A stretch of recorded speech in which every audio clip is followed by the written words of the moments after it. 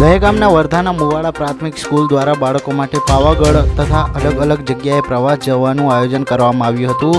તેમાં સ્કૂલના ટીચર તથા પ્રિન્સિપાલ કિરણભાઈ તથા ગિરીશભાઈ દ્વારા દહેગામ રખિયાલ ખાતે હિના ટ્રાવેલ્સ દ્વારા આ આયોજન કરવામાં આવ્યું હતું।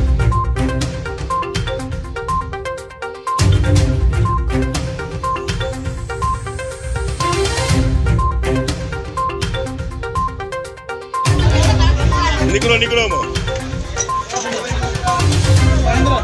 लाइन में बड़ा बैठो आउं છું